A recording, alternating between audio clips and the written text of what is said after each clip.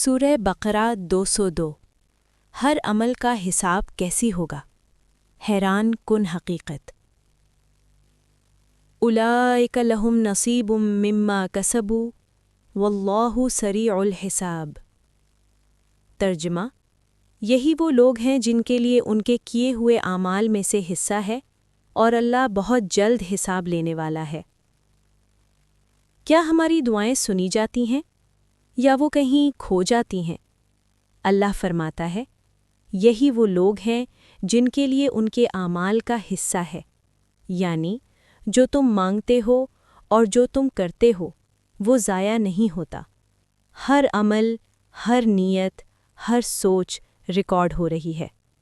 پھر اللہ فرماتا ہے، وہ جلد حساب لینے والا ہے۔